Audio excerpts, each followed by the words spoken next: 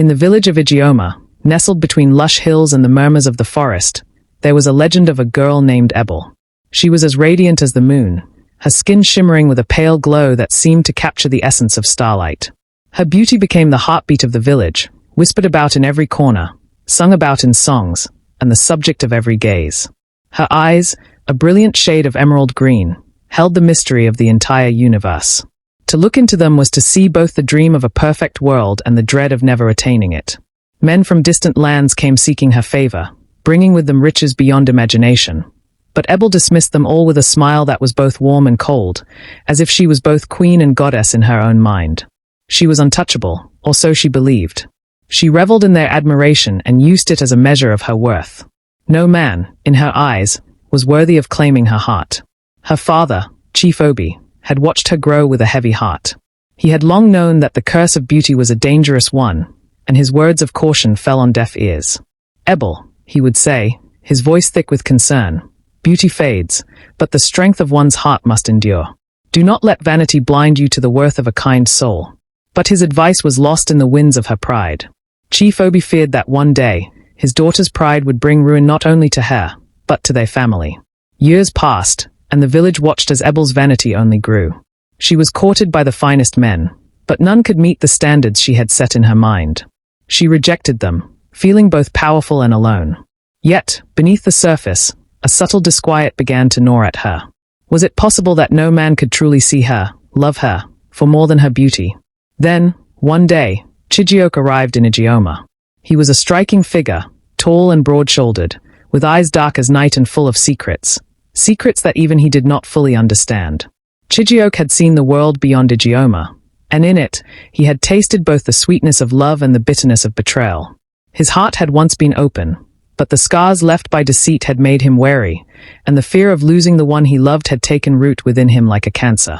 It was not just Chijioke's handsome appearance or his charm that won Ebele over, but the mystery that surrounded him. For the first time, she found herself captivated not only by the power of his physique but by the unspoken depths of his soul. She saw in him not only a man, but a possibility, a future she could control, one that would elevate her even more than her beauty ever could. But Chijioke's love for Ebele, though real, was also plagued by his insecurities. His past weighed heavily on him, and he could not shake the fear that Ebele, with her beauty, would one day turn her gaze elsewhere. The fear that his past had shaped him in ways he could not control, made him unable to trust fully, and that the love they shared might not be enough. "She will never be mine fully," Chijioke confided to Nnamdi one evening, as the two sat by the fire. His voice trembled with an emotion he rarely allowed himself to express. "Not while others are always vying for her heart. Her beauty will always be a curse, and one day, it will drive her away from me." Nnamdi, listened to the voice of reason in his friend's life, thought long and hard. He knew Chijioke's pain and understood that the man needed to face his fears, but he also knew that love often required a test. He suggested, quietly, "There is someone who can help. My uncle, Hugo, the witch doctor. He has powers beyond our understanding. If anyone can help you see if she is truly loyal, it is him." Hugo, though regarded with fear and respect, was a figure from Ebele's past she had long mocked. As a child, she had ridiculed his hunchback and strange appearance. She laughed at his odd ways and often made him the subject of cruel jokes. Little did she know, Hugo's magic was ancient and dangerous, and he had never forgotten the hurt she had caused him. His revenge would come not in the form of wrath, but in a way that would make Ebele pay a price for her vanity, one that she could not escape. Hugo created a ring of silver and black obsidian, a creation that seemed to pulse with an otherworldly energy. He told Nnamdi, "This ring will show whether her heart is true. If she is faithful, she will not be swayed." But the truth of Hugo's intentions was far darker than anyone could have imagined. The ring would not test loyalty, it would ensnare Ebele's will, pulling her back into Hugo's grasp, where her own beauty would be her undoing. When Ebele first wore the ring, she felt an odd pull, but dismissed it as nothing more than a strange sensation. Yet with each passing day, the pull grew stronger, and an insatiable hunger for Hugo's presence began to consume her. She felt herself drawn to him, as though an invisible force guided her steps toward his dwelling, where his whispered words seemed to wrap around her like tendrils, intoxicating and entrancing. He took her with a brutal, unforgiving force, each touch laced with an overwhelming hunger that consumed her. His actions grew more violent with each passing moment, a cruel and twisted display of dominance, leaving her broken and lost, as if her will and soul were being torn apart with every movement. Chijioke, who had been unaware of the changes in her behavior, began to notice subtle shifts.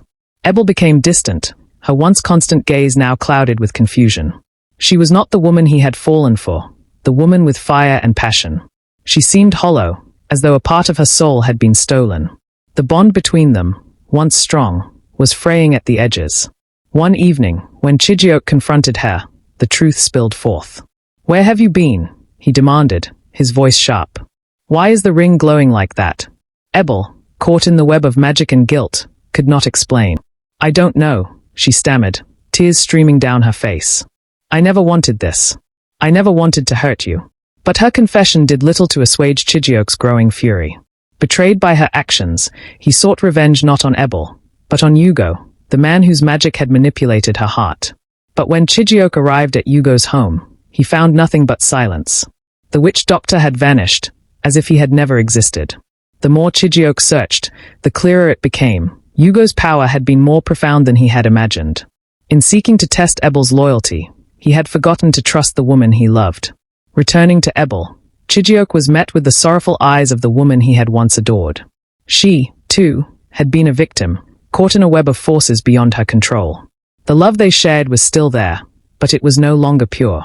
The scars of betrayal and manipulation ran deep, and though they tried to rebuild what was broken, neither of them could forget the cost of vanity, insecurity, and misplaced trust. And so, in the village of Ijeoma, a legend was born not just of beauty, but of the cost of love, power, and the dangers of allowing pride to blind the heart. Ebele's beauty remained, but it was no longer a gift. It had become a curse, one she would carry for the rest of her days. If you enjoyed this story, don't forget to like the video and subscribe to our channel for more exciting content. Hit the notification bell so you never miss an upload. Your support means everything to us. Thank you for watching.